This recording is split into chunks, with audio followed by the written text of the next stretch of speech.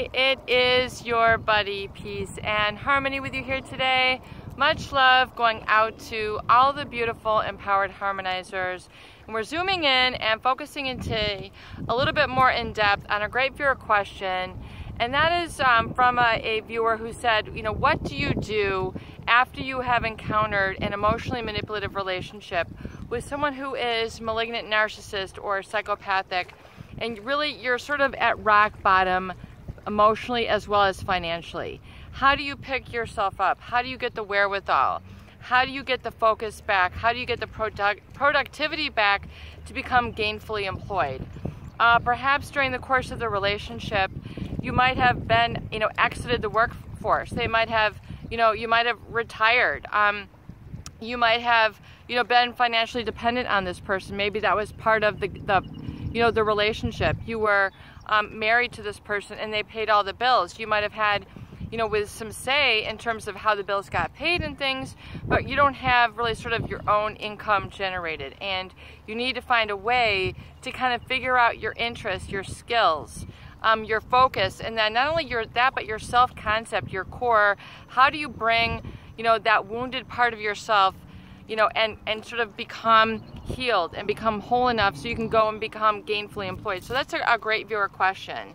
And so when we really look at the core of what happens to others who engage with those individuals who are manipulative on a financial level as well, because oftentimes someone who is trying to keep you under their thumb financially, they have a dependency issue. So it's really not the other way around.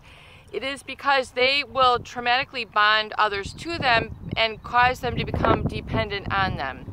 Dependent for decisions, choices. I can't make a decision without you. I can't go on without you. I can't do this without you. I can't start a business. I can't go back to school. I can't do that profession because it doesn't pay enough. I can't do that profession because it pays too much. You're going to find that there's all these limits and terms that are set on you where, keeping you back, keeping you from becoming other than really maybe your life purpose, your potential, what you're supposed to become.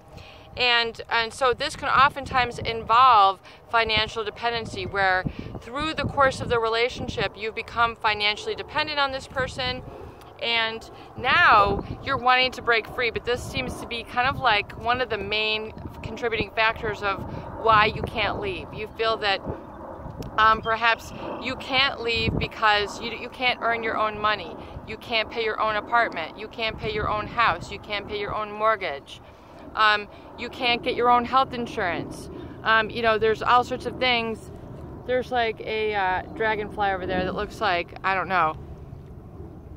It's just like humming along, but I'm just like, whoa. I just don't want that to like hit me in the head and like get tangled up. So anyway, so it is to say, okay, so it is to understand maybe that part of the financial dependency had been part of the trauma bond, where you feel like, you had given into that I will take care of you mode. In other words, if I take care of you financially, you don't have to go anywhere. You'll always be right here.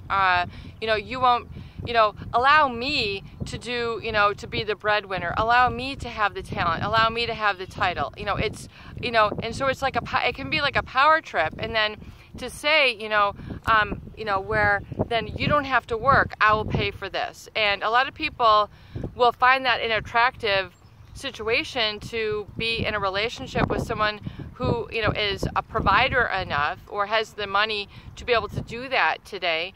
Oftentimes that's not often the case, but it can also be for a controlling person, someone who is kind of power hungry or into control of others and manipulation of others. The finances can be a real hot spot for them to, seduce people in or lure people in. In other words, you don't have to work. You can be happy just staying at home.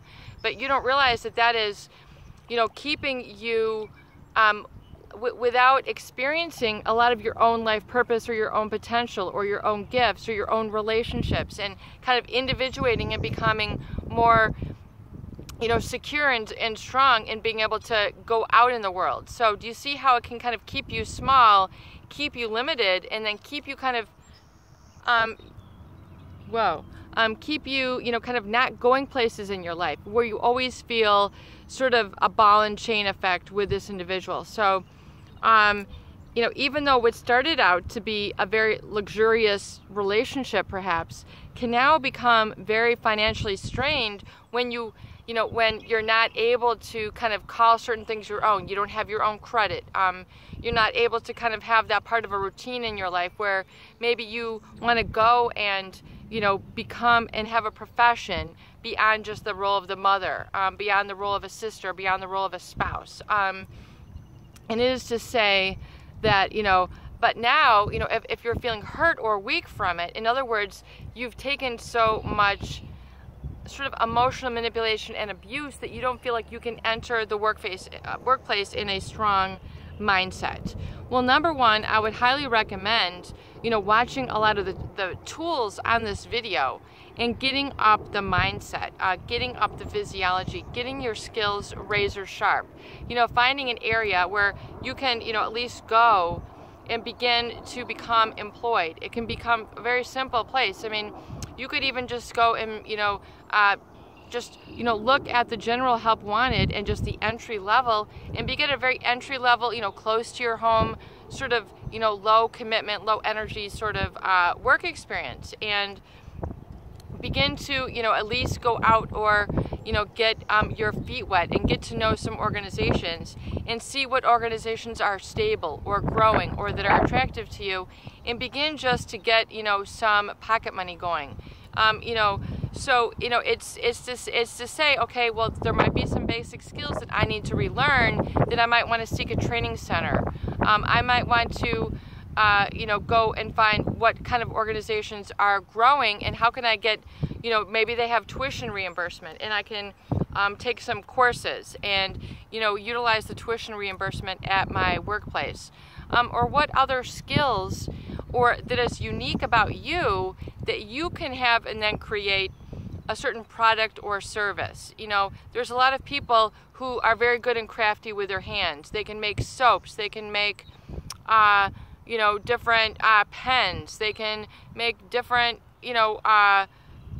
little dishes or little different things that are like knickknacks, and they can do some carving work, or they're very good at sewing, or they're very good at painting.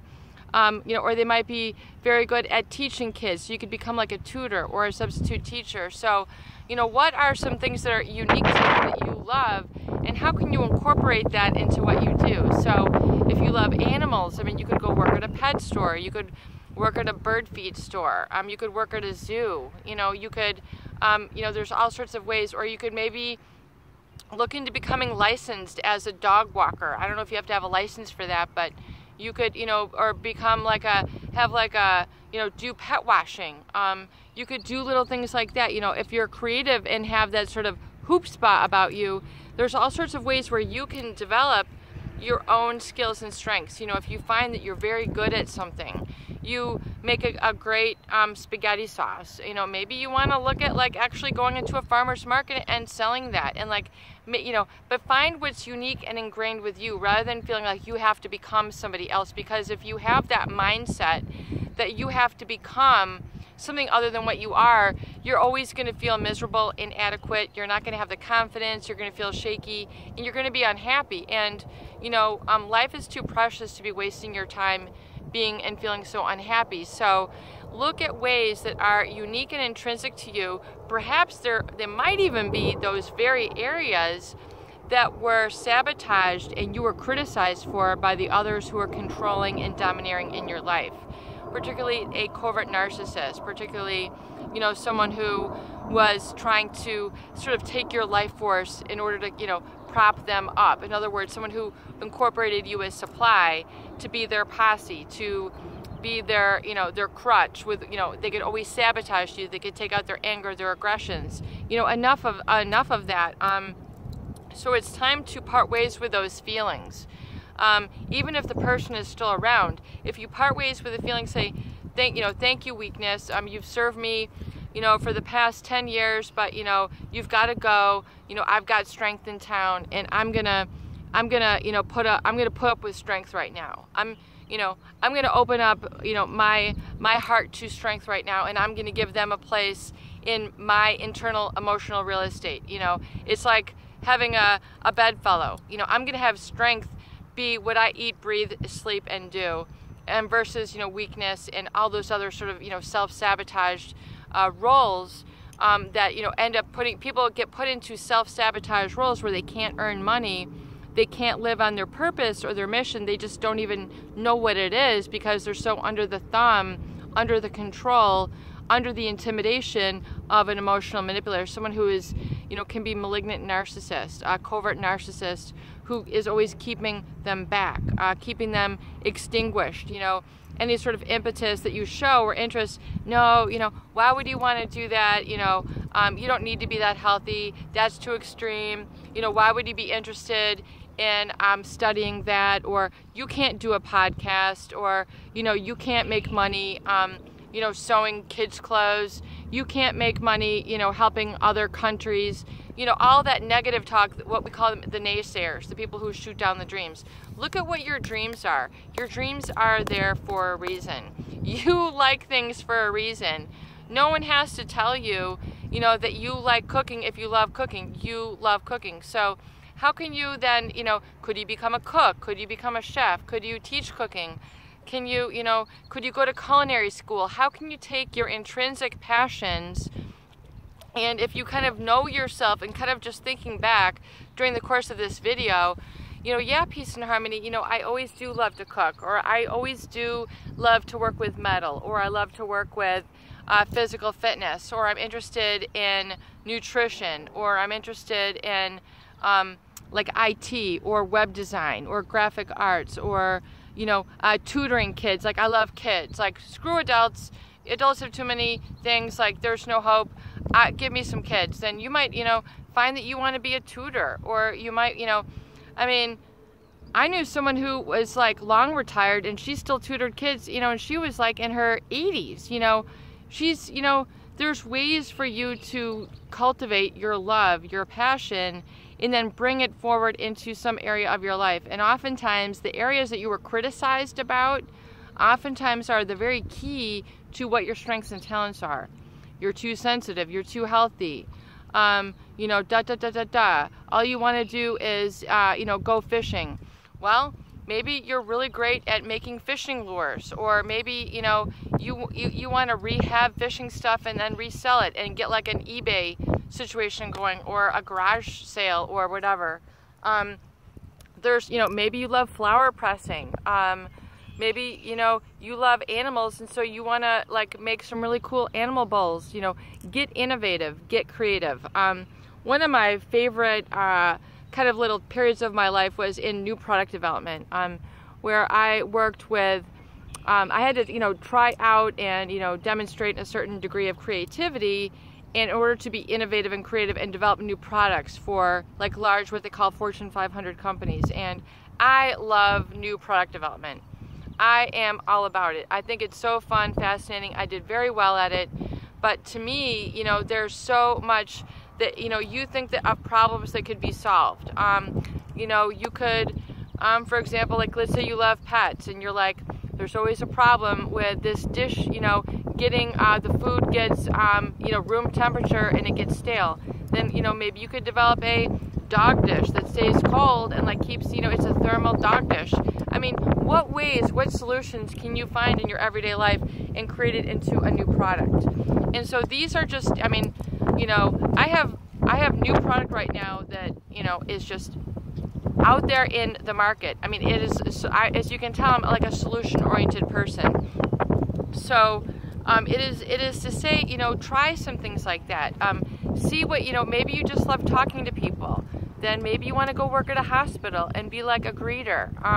Maybe you want to, you know, just there, or you can just work at a big retailer, a grocery store, a restaurant. It doesn't, you know, something close to you that's easy to get to, that, you know, that you feel you can just be yourself and pick yourself up financially. And then of course, the main thing with your finances is invest in yourself. You know, the best thing you can do is invest in your own strengths, healings, and recovery.